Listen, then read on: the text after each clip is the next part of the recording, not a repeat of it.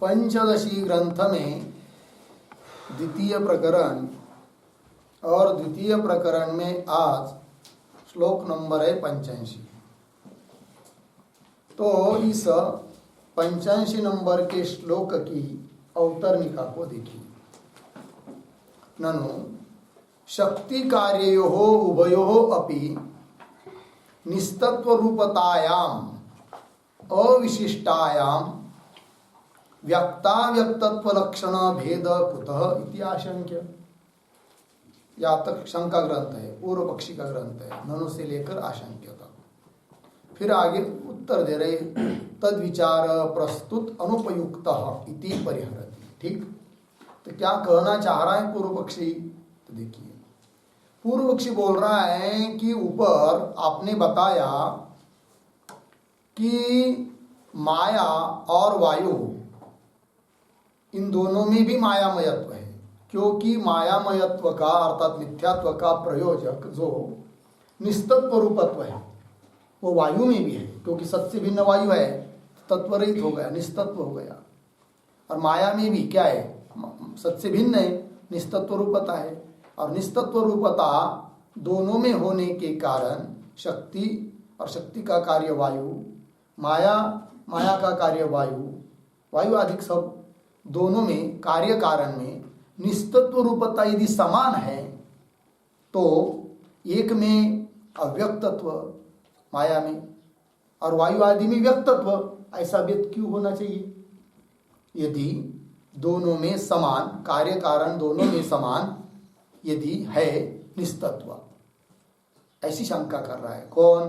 पूर्व पक्षी। देखिए, ननु शक्ति कार्य हो, शक्ति मतलब माया, माया और माया का कार्य, माया का कार्य कौन? वायु आदि। तो शक्ति कार्य हो उभयो अपि, दोनों में भी निस्तत्व रूपतायाम अविशिष्टायाम, अविशिष्टायाम का मतलब होता है तुल्य है, अविशिष्ट है। विशिष्ट का मतलब होता है विशेष, और अविशिष्ट मतलब समान, तुल्य, एक जैसा है कि नहीं? कौन? निस्तत्व रूपत्व किस किस में? शक्ति और शक्ति के कार्य में, वायु आदि में। ठीक, देखिए, ननु शक्ति कार्यो उभयो निस्तत्व रूपतायाम अविशिष्टायाम व्यक्ताव्यक्तत्व लक्षण भेद। फिर एक व्यक्त एक अव्यक्त, शक्ति अव्यक्त है, वायु अधिक व्यक्त है, ऐसा भेद क्यों होना चाहिए? व्यक्त अव्यक्तत्व लक्षण मतलब व्यक्त अव्यक्तत्व स्वरूप भेद कुतः, क्यों भेद है? इति आशंक्य, ऐसी शंका करेगा। फिर उसका उत्तर भी देंगे सिद्धांती। क्या कहेंगे? अरे भाई, तद विचार मतलब व्यक्त अव्यक्तत्व अव्यक्तत्व का विचार प्रस्तुत अनुपयुक्त, जो प्रसंग चल रहा है उसमें उसका विचार अभी काम का नहीं है, अनुपयुक्त है। कौन विचार? व्यक्त क्यों अव्यक्त क्यों, ये विचार, इसका विचार बाद में होगा। किंतु अभी प्रस्तुत प्रसंग क्या चल रहा है? सत और सत से भिन्न है वायु, सत से भिन्न है आकाश, सत से भिन्न है अग्नि, ये चर्चा चल रही है। उस चर्चा में वो दूसरी ही बीच वाली चर्चा, दूसरी ही चर्चा इसमें मत ले आ, ऐसा सिद्धांती कह रहे। किसको? पूर्व पक्षी। तद विचार प्रस्तुत अनुपयुक्त इति परिहरति, ऐसा कहकर परिहार दे रहे। श्लोक को पढ़ते हैं। सदसत्व विवेकस्य प्रस्तुतत्वात् सचिन्त्यता असतो वान्तरो भेद आस्तां तच्चिन्तयात्र किम्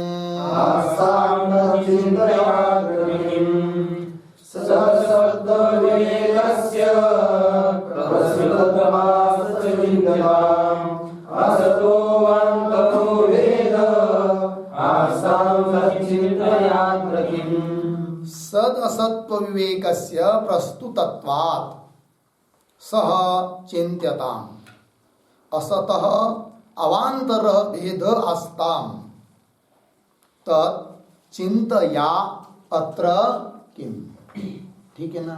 अर्थ देखिए, अन्वय सरल है।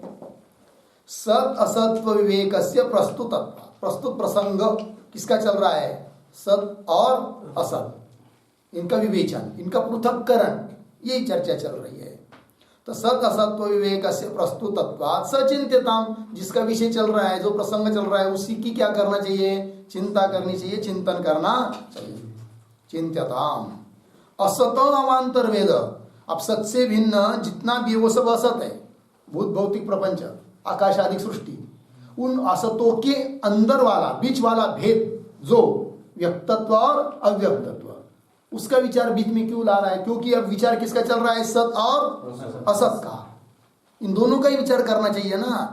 अब वो तुम क्या कर रहे हो? विचार चल रहा है सत और असत का, और असत के अंतर वाला, बीच वाला जो उपभेद है, उसके अंदर अंदर वाला, उसकी तरफ जा रहे हो। उधर अब जाने की जरूरत नहीं है। ठीक है कि नहीं? चलिए, होगा इतना? हाँ, समझ लीजिए किसी दो देश का युद्ध चल रहा है, भारत चीन का, समझ कल्पना कीजिए, और बीच में कोई मुख्यमंत्री कह रहा है या कोई गांव के कई लोग कह रहे क्या कि भाई हमको ये राज्य इतना भाग तोड़ दो, अलग राज्य करा दो, ठीक है ना, या अमुक गांव को जिला बना दो। झगड़ा कर रहा है, तब प्रधानमंत्री क्या बोलेंगे? अरे भाई, ये तो अपने अंदर की बात है, इसको तो बाद में देखेंगे, पहले उधर दूसरा देश के साथ जो युद्ध चल रहा है उसको सबके साथ सब मिलकर लड़ेंगे, फिर वो निपटने के बाद इधर का विचार करेंगे। बीच में इधर का विचार क्यों ला रहे हो? यही होगा ना। उसी प्रकार यहाँ पर सत और असत का विचार चल रहा है, तो उसका ही विचार करना चाहिए। असत जो अनात्म वर्ग है, उसके अंदर वाला जो उपभेद है, उसका विचार अभी नहीं करना चाहिए, ये कह रहे हैं। टीका देखिए, श्लोक हो गया ना। हाँ, श्लोक के उत्तरार्ध में क्या कहा? असत अवांतर वेद आस्ताम, रहने दो, तच्चिंतया, उसका चिंतन करने से, उसकी चिंता करने से, अत्र किम, क्या सिद्ध होगा? जो मूल प्रसंग चल रहा है उसमें क्या सिद्ध होगा? उससे कुछ सिद्ध नहीं होगा।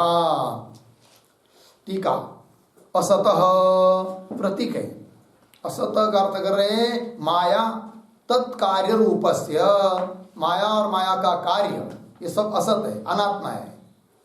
रूपस्य, उसका अवांतर भेद, अवांतर भेद प्रतीक, उसका अर्थ कर रहे हैं व्यक्ता व्यक्तत्व रूप, व्यक्त रूप अव्यक्त रूप जो भेद है उसका विचार अभी नहीं करना चाहिए। व्यक्ता व्यक्तत्व रूप इत्यर्थ हो गया जी। आगे चलिए, अब आगे के श्लोक की अवतरणी का फलितम आह, फलित बता रहे, तात्पर्य क्या निकलता है, फल क्या निकला? सद्वस्तु ब्रह्मशिष्टोंशो, सद्वस्तु ब्रह्मशिष्टोंशो, वायुर्मिथ्या यथा वायुर्मिथ्या यथा वासयित्वा चिरं वायो, वासयित्वा चिरं वायो, मिथ्यात्वं मरुतं त्यजेत्, मिथ्यात्वं मरुतं त्यजेत्। सद्वस्तु ब्रह्मशिष्टोंशो, वायुर्मिथ्या यथा वासयित्वा चिरं वायो, मिथ्यात्वं मरुतं त्यजेत्। सद्वस्तु ब्रह्म शिष्टः अंशः वायुः मिथ्या यथा वियत्, वासयित्वा चिरं वायोः मिथ्यात्वं मरुतं त्यजेत्। अन्वय, पहली पंक्ति सरल है। सद्वस्तु ब्रह्म शिष्टः अंशः वायुः मिथ्या यथा वियत्, नीचे वायोः मिथ्यात्वं चिरं वासयित्वा, चिरं वासयित्वा मरुतं त्यजेत्।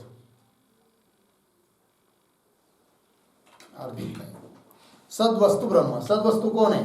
ब्रह्म है कि नहीं? और शिष्ट अंश वायु, तो फिर वायु कैसा हुआ? मिथ्या, ठीक है ना। क्यों? जो ऊपर बताया था ना वायु का स्वरूप, बहुत सारे धर्म बताए और उन सब धर्मों से युक्त बताया कौन? वायु। तो उसमें सत भी आया है कि नहीं? ये बताया था ना, क्या क्या धर्म बताए थे? शोष, स्पर्श, गति, वेग, वायु धर्म इमे मता। और कारण की 3 धर्म बताए थे। त्रय स्वभाव, कौन? ब्रह्म का सत्ता, आकाश का शब्द, ये आया था। और माया का निस्तत्व, ये सब धर्म बताए थे किसमें? वायु में। अब उन वायु में से, उन सभी धर्मों में से सत को अलग कर दीजिए, और सत को अलग करने के बाद जितना भी बचा हुआ है वो सब मिथ्या है, असत है। ये बात हुई। देखिए, सद्वस्तु ब्रह्म, ब्रह्म शिष्ट अंश, बाकी सब बचा हुआ अंश वायु, ऐसा जो अंश है वायु मिथ्या। किस प्रकार? यथा वियत, जैसे आकाश का और आकाश के धर्मों का जो भी बताया था उनका सब समूह, उनमें से सत को अलग कर दिया तो बाकी सब बचा हुआ आकाश कैसा था? मिथ्या। उसी प्रकार वायु भी क्या बन जाता है? मिथ्या। यथा वियत। अब आगे, वायो मिथ्यात्व चिरम वासयित्वा, वायु मिथ्या है इस प्रकार चिरम, चीर काल तक, दीर्घ काल तक, वासयित्वा दृढ़ करके, निश्चित करके क्या करो? मरुतम त्यजेत। मरुतम, मरुत मतलब वायु, वायु का त्याग करो। वायु का त्याग करना मतलब वायु विषयक जो सत्य बुद्धि है उस सत्य बुद्धि को छोड़ दो, अर्थात वायु सत्य नहीं है, अपितु वायु कैसा है? फिर मिथ्या है, ये निश्चय कर लो। ये उसका अर्थ हुआ। ठीक है, चलिए टीका। सद्वस्तु इति वायौ यह सदंशः, मिला जी? वायु में जो सद्भाग है, अस्ति, सत्ता, वायु अस्ति इस रूप से, तो वायु यह सद अंशः तद ब्रह्म रूपम, वो ब्रह्म का रूप है। कौन? सद्भाग। किसी भी वस्तु में जो सत सत रूप से प्रतीति आ रही है वो सत किसका होता है? ब्रह्म का। जैसे रज्जु के ऊपर प्रतीत सर्प हो, चाहे दंड हो, चाहे भूरेशा हो, चाहे माला हो, कोई भी हो, किंतु उनमें जो इदम अंश है, अयम सर्प में अयम हो गया है कि नहीं? इयम जलधारा, इसमें इयम हुआ, उसको इदम अंश कहते हैं। वो किसका है? रज्जु का है। और बाकी सर्प, दंड, भूरेशा ये सब कल्पित है। इस प्रकार किसी भी चीज में सत सत सत सत करके सत्ता जो प्रतीत हो रही है वो अधिष्ठान ब्रह्म का धर्म है, और बाकी बचा हुआ सब वो वस्तु मिथ्या है, ये कहने का भाव। देखिए टीका, वायु यह सदंश, वायु में जो सद भाग है, सद अंश है, तद ब्रह्म रूपम, वो ब्रह्म का रूप है। और शिष्ट अंश, बचा हुआ अंश, निस्तत्वादि, बचा हुआ अंश कौन? उदाहरण देकर कह रहे, निस्तत्वादि, ये सब निस्तत्वादि वायु हो स्वरूपम, वो वायु का स्वरूप है। ठीक है जी। सच वायु, वो वायु कैसा है? निस्तत्व रूपत्वात् एव आकाशवत मिथ्या, वायु आकाश की तरह मिथ्या है। क्यों? निस्तत्व होने के कारण, निस्तत्व रूपत्वात् एव आकाशवत मिथ्या। लगा इतना? इत्थम वायो मिथ्यात्वं चिरम वासयित्वा, इस प्रकार वायु का मिथ्यात्व चिर काल तक, दीर्घ काल तक, वासयित्वा, वासयित्व का अर्थ समझना है निश्चयम कृत्वा, पक्का निश्चय करके, मरुतम त्यजेत। मरुतम त्यजेत का मतलब क्या? उसका अर्थ टीकाकार दे रहे हैं, मरुत सत्य इति बुद्धिम त्यजेत इत्यर्थः। मरुत मतलब वायु सत्य है, ये जो पहले बुद्धि थी उस बुद्धि का त्याग कर दो। तो वायु भी सत्य नहीं है, तो फिर कैसा है? मिथ्या है, ये निश्चय कर लो। मरुत सत्य इति बुद्धिम त्यजेत इत्यर्थ। हो गया इतना? आगे चलिए। अब आगे के श्लोक की अवतरणी का, वायु उक्तम विचारम तेजसी अपि अतिदिशति, है कि नहीं? वायु में जो कहा हुआ विचार है उसी प्रकार का विचार अब ले जा रहे हैं किसमें? तेज में। तेज में अर्थात अग्नि में। तो अग्नि का भी स्वरूप बताएंगे, उसके धर्म बताएंगे, फिर वहां पर भी यही कहेंगे कि उसमें से सत को अलग कर दो, और सत से बचा हुआ, सत को अलग कर, सत से अलग करने के बाद बचा हुआ जो अग्नि का रूप है वो सब क्या है? मिथ्या है, ये कहना है और कुछ नहीं।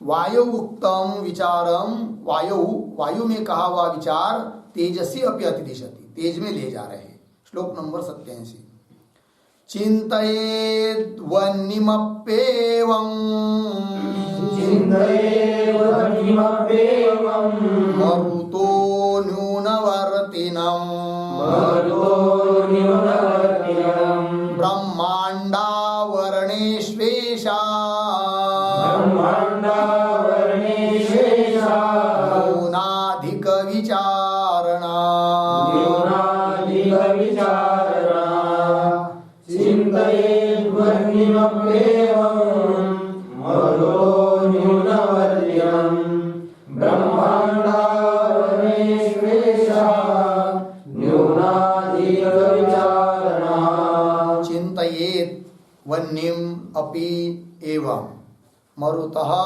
न्यूनवर्तिनम् ब्रह्मांडावरणेषु एषा न्यूनाधिक विचारणा।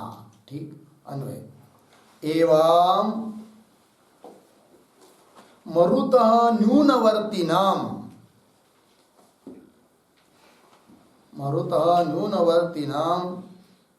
वह्निम् अपि चिन्तयेत् वह्निम् अपि चिन्तयेत् नीचे ब्रह्मांडावरणेषु एषा न्यूनाधिक विचारणा। ठीक अर्थ देखिए एवं इसी प्रकार मतलब जैसे आकाश वायु इनमें चिंतन किया उसी प्रकार मरुतः न्यूनवर्तिनम मरुत मतलब वायु उससे न्यूनवर्ती है कौन वन्य। ठीक है ना बताया था ना ब्रह्म के एक देश में है कौन माया। यद्यपि ब्रह्म में देश अवयव नहीं होते कल्पना करके एक अंश में है कौन माया। उस माया के एक अंश में है कौन आकाश। आकाश के एक अंश में है कौन वायु और उस वायु के एक अंश में है कौन वन्य अग्नि। वायु उपहित चैतन्य के एक अंश में है कौन वन्य अर्थात वन्य से 10 गुना बड़ा है कौन वायु। वायु से 10 गुना बड़ा है कौन आकाश। आकाश से 10 गुना बड़ा है कौन माया और माया से अनंत पट गुना है कौन ब्रह्म। कितना पट कहीं नहीं कह सकते उसमें मर्यादा ही नहीं है निरतिशय व्यापकता है किसमें ब्रह्म में। हो गया कि नहीं देखिए तो एवं मरुत न्यूनवर्ती नाम वन्यम चिंतित वन्य का चिंतन कीजिए। तो बोलेंगे भाई मरुत से वायु से न्यून है वन्य ये तो हमको तो कोई दिखाई नहीं देता ऐसा। तो उत्तर दे रहे उसको नहीं दिखाई देगा क्यों कि हम लोगों को जिन चीजों का ज्ञान हो रहा है जिन चीजों को हम देख सकते हैं उनका ये विचार नहीं। घट पट मट कौन किससे बड़ा ये थोड़ी है। तो ब्रह्मांड को आवरण करके पूर्ण व्याप्त करके रहे हुए जो 5 भूत है उसमें न्यूनाधिक की चर्चा बता रहे हैं जिसको हम लोग विचार नहीं कर सकते। शास्त्र कह रहा है वैसा हमको मानना पड़ता है। ठीक है जी वही कह रहे ब्रह्मांड आवरणेशु ब्रह्मांड के आवरण स्वरूप जो पंचमहाभूत उनमें ऐसा न्यूनाधिक विचारणा कि 10 गुना मरुत से न्यून है कौन वन्य और वन्य से 10 गुण बड़ा है कौन मरुत इत्यादि विचारणा है कि नहीं। कहा हो रही है जो कि ब्रह्मांड के आवरण है आवरक है। ठीक है ना अर्थात पंचमहाभूतों में है जो हमारे बुद्धि के आकलन के बाहर है इसलिए हमको दिखाई देता नहीं कौन बड़ा है कौन छोटा है। चलिए टीका चिंतयेत इति हो गया ना। ननु सद्वस्तुनि एक देशस्था माया तत्र कहा था पीछे श्लोक नंबर 78 में है कि नहीं। सद्वस्तु के एक देश में बताया था किसको माया को। इत्यादि ना वियदादि नाम न्यूनाधिक भाव उक्त इत्यादि वाक्यों के द्वारा वियदादिक आकाशादियों में न्यूनाधिक भाव कहा कौन छोटा कौन बड़ा इत्यादि इत्यादि सब कहा। स लोके वह न्यूनाधिक भाव सह मतलब न्यूनाधिक भाव लोके न क्वापि दृश्यते क्वापि कुत्रापि लोक में वो तो न्यूनाधिक भाव कहीं पर भी दिखाई नहीं दे रहा है ऐसा शंका कर रहा है पूर्व पक्षी। स लोके न क्वापि दृश्यते इति आशंक्य ऐसी शंका लेकर उत्तर दिया है श्लोक के उत्तरार्ध से।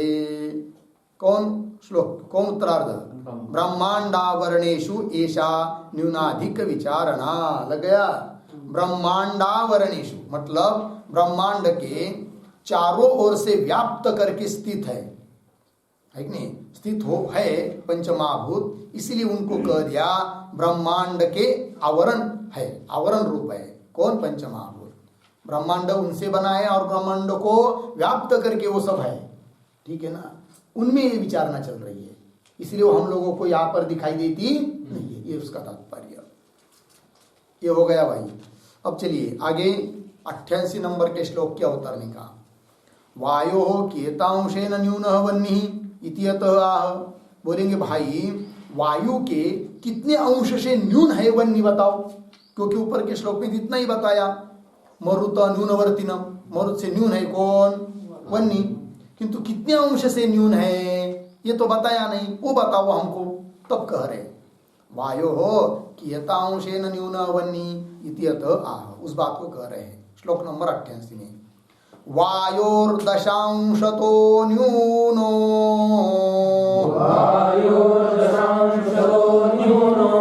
वह्निर्वायौ प्रकल्पितः पुराणोक्तं तारतम्यम् दशांशैर्भूतपञ्चके।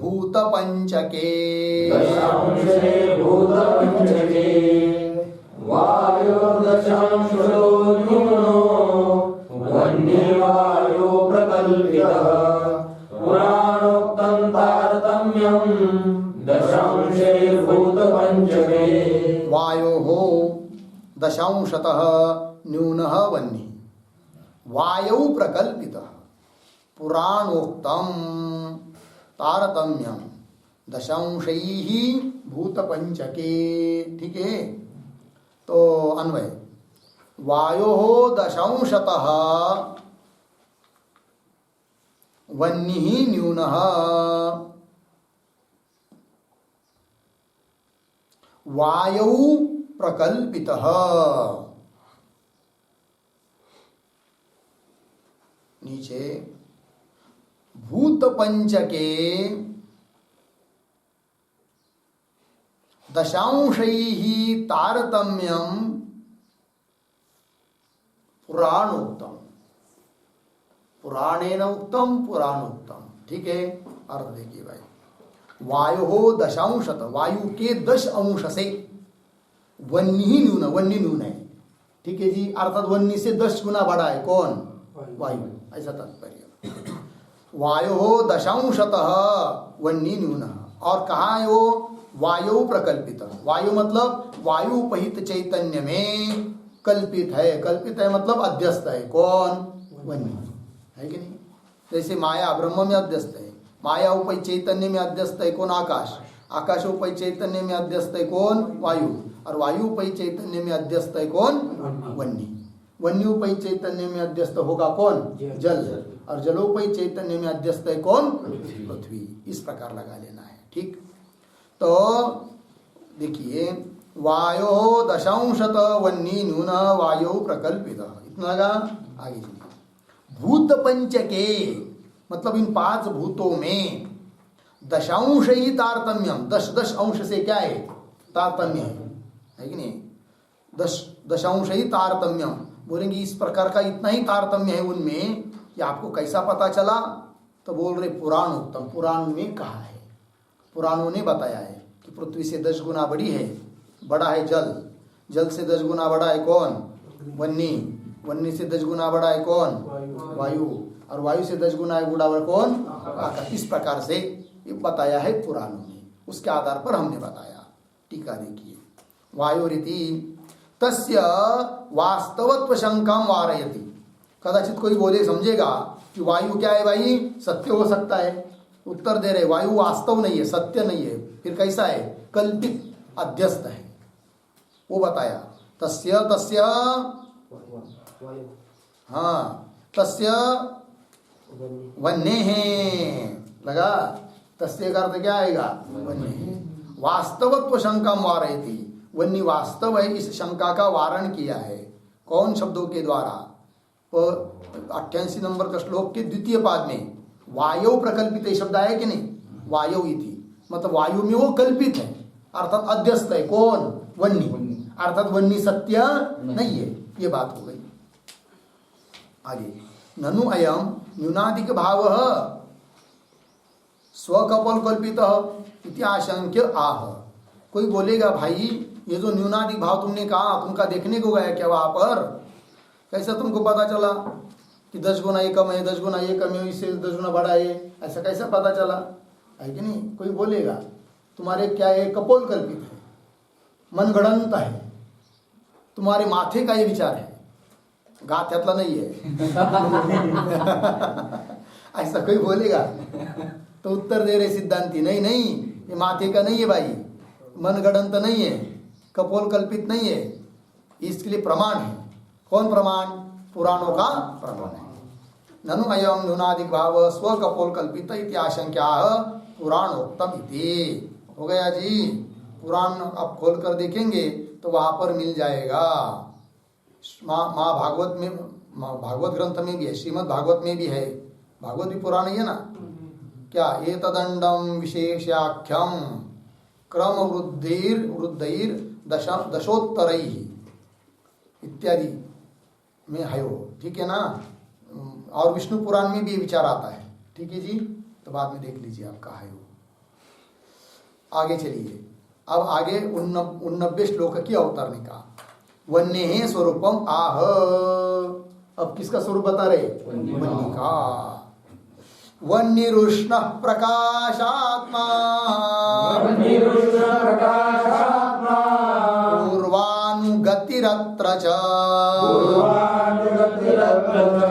अस्ति वह्निः स निस्तत्वः शब्दवान् स्पर्शवान् अपि। वह्निः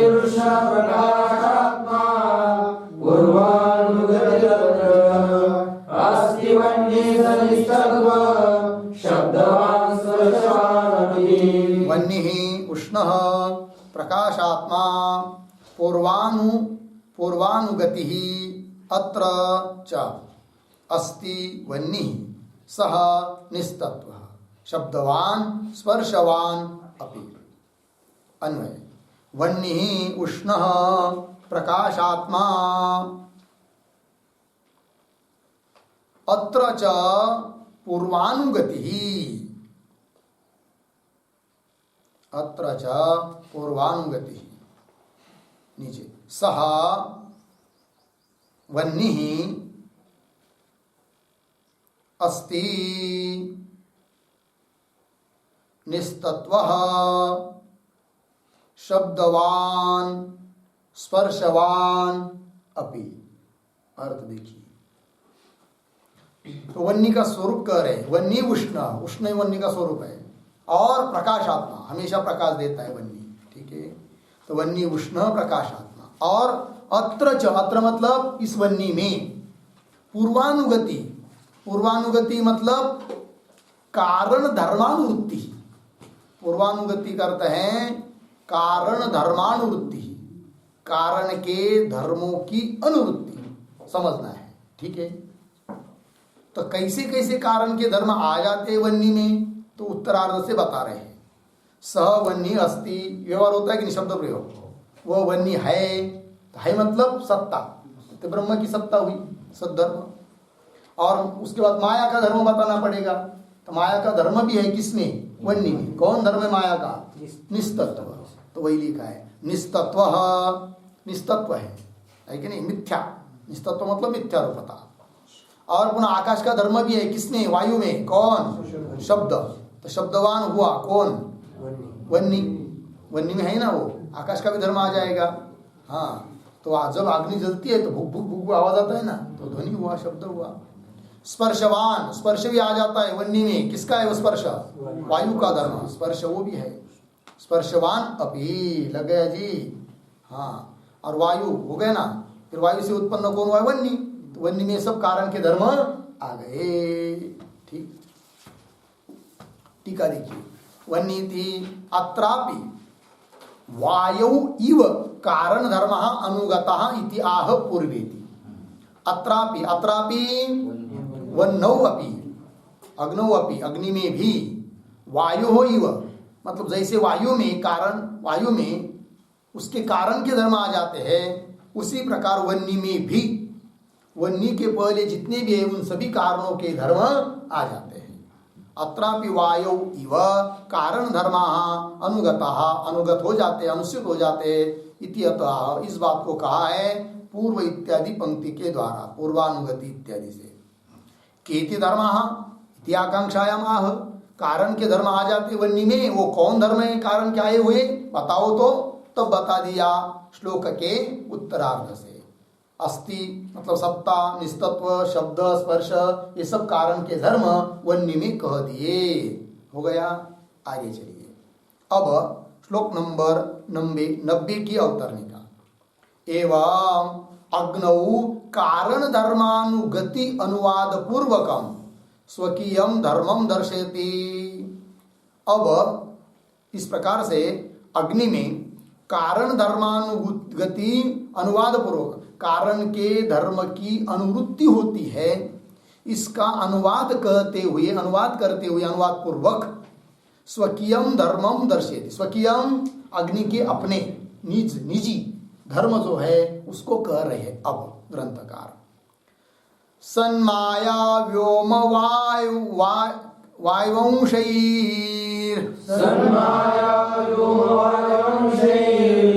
युक्तस्याग्नेर्निजो गुणः रूपं तत्र सतः सर्वं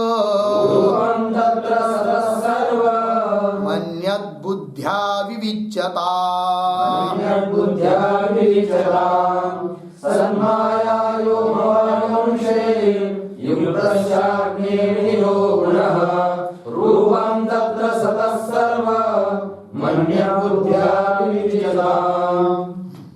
सन माया व्योम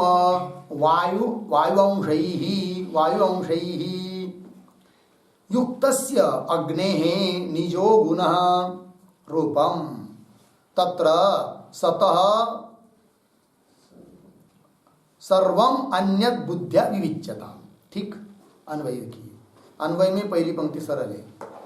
सन माया व्योम वायुवंशैः युक्तस्य अग्नेः निजो गुणः रूपम नीचे तत्र सतः अन्यत सर्वम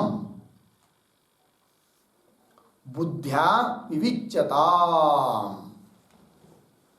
अर्थ देखिए भाई, सन मतलब सत्ता, ये ब्रह्म का धर्म है।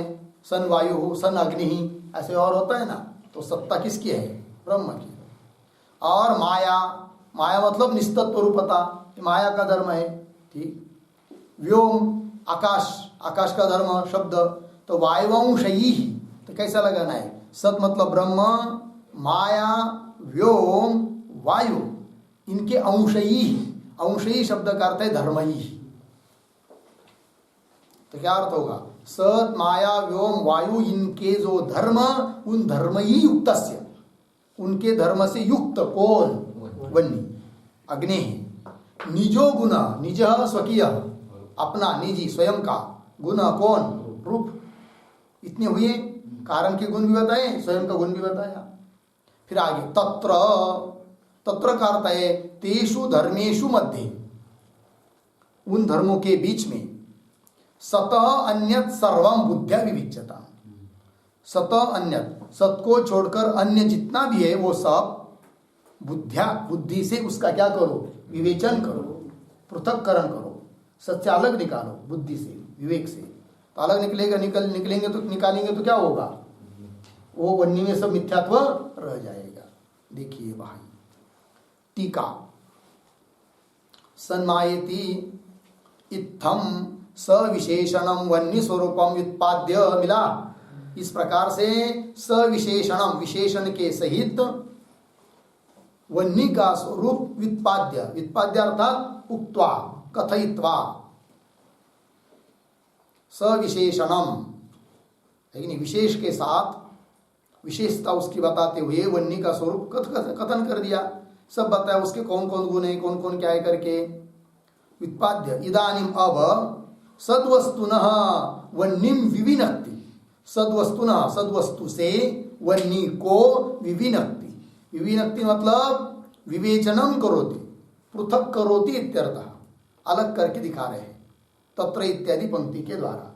ठीक, टीका देखिए, तत्र, तत्र ये प्रतीक है, तत्र का अर्थ कर रहे तेषु मध्य, उन सभी वन्नी के स्वरूप के बीच में, सभी गुणों के बीच में, धर्मों के बीच में, सतः प्रतीक, उसका अर्थ कर रहे हैं सद्वस्तुनः, सद्वस्तु से, अन्यत् सर्वम, अन्यत् सर्वम प्रतीक है, अन्यत् सर्वम क्या, धर्म जातम, धर्म का समूह, जात मतलब समूह, सभी धर्मों का समूह मिथ्या इति, मिथ्या है इति, इस प्रकार से बुद्ध्या विविच्यता, उसका बुद्धि से क्या करो, विवेचन करो, मतलब तो बुद्ध्या विविच्यताम प्रतीक है, उसका अर्थ कर रहे हैं पृथक क्रियताम इत्यर्थ, उसको बुद्धि से, विचार से, बुद्धि मतलब विचार से क्या करो, उसको अलग करके जानो, तो क्या सिद्ध होगा, मिथ्या है, निस्तत्व है, कौन, वन्नी भी। आगे, एवं वन्नेहे मिथ्यात्वं निश्चयानंतरम अपाम मिथ्यात्वं चिंतयेत इति आह। ठीक, एवं इस प्रकार से वन्नी का मिथ्यात्व निश्चय होने के बाद, मन वन्नी के विषय में, वन्नी के बारे में मिथ्यात्व निश्चय करने के बाद, अनंतरम अपाम मिथ्यात्वम चिंतयेत, अपाम, अपाम जल, जल में भी, जल का भी मिथ्या, जल के विषय में भी, जल के बारे में भी मिथ्यात्वम चिंतयेत, मिथ्यात्व का चिंतन करे। हो गया, श्लोक को देखिए, सतो विवेचिते वन्नौ, सतो विवेचिते वन्नौ, मिथ्यात्वे सति वासिते, मिथ्यात्वे सति वासिते, आपो दशांशतो न्यूनाः, आपो दशांशतो न्यूनाः, कल्पिता इति चिन्तये, कल्पिता इति चिन्तये, सतो विवेचिते वन्नौ, मिथ्यात्वे सति वासिते, आपो दशांशतो न्यूनाः, कल्पिता इति चिन्तये। सतः विवेचिते वह्नौ मिथ्यात्वे सति वासिते, आपः दशांशतः न्यूनाः कल्पिता इति चिन्तयेत्। अन्वय, सतः वह्नौ विवेचिते मिथ्यात्वे वासिते सति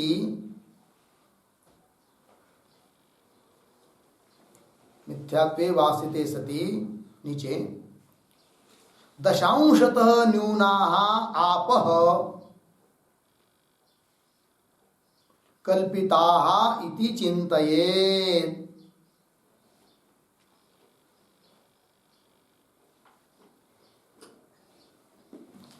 ठीक है, देखो भाई यार, सतः, सत मतलब सत्स्वरूप परमात्मा से, वन्नौ विवेचिते, वन्नी को अलग कर देने पर, वन्नी में से सत धर्म को अलग समझेंगे, तब बचा हुआ जो वन्नी वो क्या होगा, मिथ्या। सतः वन्नौ विवेचिते सति, विवेचन करने पर, मिथ्यात्वे वासिते सति, तो मिथ्यात्व का क्या हो जाएगा, निश्चय। तो मिथ्यात्वे वासिते सति, वासिते मतलब दृढ़ निश्चय कृते सति, वन्नी मिथ्या है ऐसा दृढ़ निश्चय कर लेने पर, वासिते सति। फिर दशांशत न्यूना आप, 10 अंश, वन्नी से 10 अंश से न्यून है कौन, आप, जल, अर्थात जल से 10 गुना बड़ा है कौन, वन्नी। दशांशत न्यूना वन्नी, और कल्पिता इति चिंतयेत्, लेकिन और वह जल वन्नी उपहित चैतन्य के 1 अंश में है, लेकिन अर्थात अध्यस्त है, कल्पित है कौन, जल है कि नहीं, किसमें, चैतन्य में। कौन चैतन्य, वन्नी उपहित चैतन्य में अध्यस्त है कौन, जल, वही कहा कल्पिता इति चिंतयेत्। होगा इतना। आगे, आगे के श्लोक क्या उतरने का, अस्यापि कारण धर्मान स्वधर्मान च विभज्य दर्शयति। अस्यापि जलस्यापि कारण धर्मान स्वधर्मान च विभज्य दर्शयति। अब जल के भी कारण, जल में आए हुए धर्म, कारण के कौन कौन धर्म हैं और स्वयं के कौन धर्म हैं, इसका विवेचन करके बता रहे हैं। अस्यापि कारण धर्मान स्वधर्मान च विभज्य दर्शयति। संत्यापो शून्य तत्वाः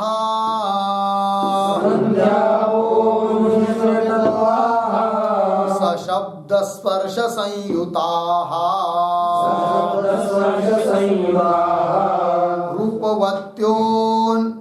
रूपवत्योन्य धर्मानुवृत्त्या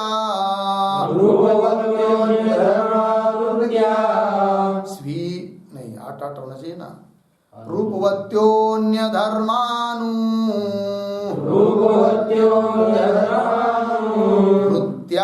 स्वीयो रसो गुणः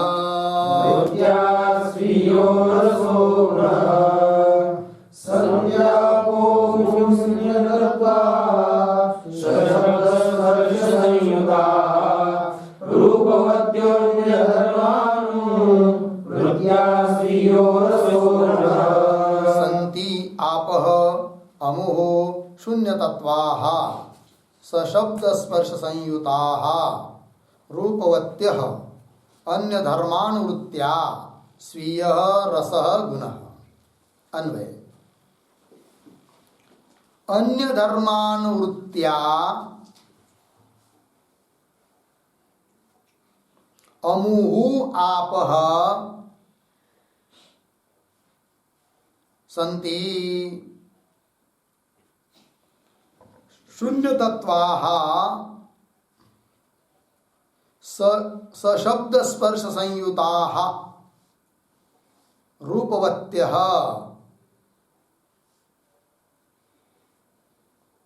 स्वीयः गुणः रसः। अर्थ देखो भाई, अन्य धर्मानुवृत्तिया, अन्य मतलब कारण, कारण के धर्म, अन्य से क्या लेना है यहाँ पर, कारण के धर्म भी आ जाते हैं किसमें, जल में।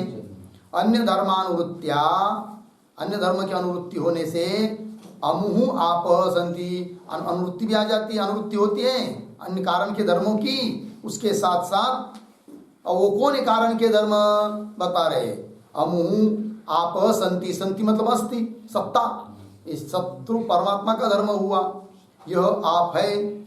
और शून्य तत्वाः मतलब मिथ्यात्व रूप, ये माया का धर्म है कि नहीं। और सशब्द स्पर्श संयुता, शब्द सहित स्पर्श से युक्त है कौन, जल। जल में शब्द भी है स्पर्श भी है, ये सब धर्म आए कि नहीं, ये सब धर्म। और रूपवत्य, रूप भी है किसमें, जल में। ये सब कारण के धर्म है। कौन कौन, सद्रूपता, शून्य तत्व मतलब मिथ्या रूपता, शब्द या आकाश का धर्म, स्पर्श वायु का धर्म, और रूप अग्नि का धर्म। फिर उन बोलेंगे फिर जल का स्वयं का धर्म कौन है, तो बता रहे स्वीय गुण रस, अपना निजी गुण है उसका कौन, रस। हो गया, सभी धर्म बताए। तो आप देखिए टीका में संत्यापयति, तो मूल में सशब्द स्पर्श संयुता शब्द आया है कि नहीं, उसका विग्रह करके दिखा रहे। शब्देन स वर्तते सशब्द, शब्द के साथ जो रहता है उसको बोलते हैं सशब्द। सशब्द च असौ स्पर्श, शब्द ऐसा जो स्पर्श, शब्द शब्द किंवा शब्द और स्पर्श, सशब्द च असौ स्पर्श, सशब्द स्पर्श मतलब शब्द और स्पर्श से युक्त, यह अर्थ हुआ। सशब्द ऐसा जो स्पर्श, शब्द सहित जो स्पर्श उस वाला है कौन, जल। सशब्द स्पर्श तेन युक्ता, संयुक्ता आया है कि नहीं, उससे युक्त है कौन, जल। ये बात बता दी। और रूप वाला है और उसका स्वयं का गुण है कौन, रस। ठीक है, एक श्लोक लेंगे ना, विवेक ध्यानाभ्याम, अवतरणिका, आगे के श्लोक की अवतरणिका। विवेक ध्यानाभ्याम अपाम मिथ्यात्व निश्चयानंतरम भूमे मिथ्यात्व चिंतनीयम। लग गया जी। विवेक और ध्यान इन दोनों के द्वारा, विवेक मतलब पृथक्करण, विवेचन करना, ध्यान मतलब मनन, इन दोनों के द्वारा जल के बारे में मिथ्यात्व निश्चय होने के बाद, मिथ्यात्व निश्चयानंतरम, फिर उसके बाद आगे भूमे ही मिथ्यात्व चिंतनीय, भूमि भी मिथ्या है ऐसा चिंतन करना चाहिए। ठीक। श्लोक सतो विवेचिता स्वप्सु तन्मिथ्यात्वे च वासिते भूमिर्दशांशतो न्यूना कल्पिताप्स्विति चिन्तये। सतो विवेकिता स्वप्सु तन्मिथ्यात्वे च वासिते भूमिर्दशांशतो न्यूना कल्पिताप्स्विति चिन्तये। सतः विवेचितासु अप्सु तन्मिथ्यात्वे च वासिते भूमि दशांशतः न्यूना कल्पिता अप्सु इति चिन्तयेत्। अन्वय सतः अप्सु विवेचितासु, सतः अप्सु विवेचितासु तन्मिथ्यात्वे च वासिते।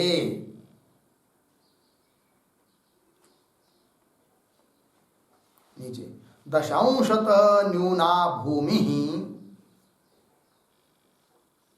दशांशतः न्यूना भूमि अप्सु कल्पिता इति चिंतयेत्। हो गया अर्थ। देखिए भाई, सतः अप्सु विवेचितासु, सत से अप्सु, अप्सु मतलब जल है कि नहीं, अप्सु सप्तमी है, विवेचितासु सत से जल को विवेचित करने पर, सत्य सप्तमी, अलग करने पर, पृथक करने पर, सत से जल को अलग करने पर, सत अप्सु विवेचितासु तन्मिथ्यात्वे च वासिते, तब जो जल बचेगा वो क्या रहेगा, मिथ्या। सत को अलग कर दिया तो निस्तत्व हो जाएगा, तो मिथ्या हो जाएगा कौन, जल। और वो मिथ्या ऐसा पक्का निश्चय होने पर, दृढ़ होने पर, ऐसा निश्चय होने पर फिर आगे चलो भूमि में। कैसी वो भूमि, दशांशतः न्यूना भूमि, उस जल से 10 अंश से न्यून है कौन, भूमि। और कैसी वो भूमि, अप्सु कल्पिता, जल में कल्पित है, मतलब जलोपय चैतन्य में कल्पित है कौन, भूमि। भूमि सत्य नहीं है इति चिंतन, ऐसा पुनः भूमि के बारे में चिंतन करना है। फिर उसके भी धर्म बताएंगे अपने कारण के, फिर उसको भी वही कहेंगे, सत से भूमि को अलग कर देने पर भूमि भी मिथ्या हो जाती है, अर्थात 5 भूतों का इस प्रकार से मिथ्यात्व निश्चित हो जाता है। अब 5 भूत ही मिथ्या है तो उस पंचभूतों का कार्य जो ये ब्रह्मांड वो सत्य होगा क्या, नहीं, तो क्या होगा, फिर मिथ्या ही है, कल्पित है, अनिर्वचनीय है। लग गया जी। ये बात कह रहे हैं, आगे का विचार हम लोग कल करेंगे। ओम पूर्णमदः पूर्णमिदं पूर्णात् पूर्णमुदच्यते पूर्णस्य पूर्णात्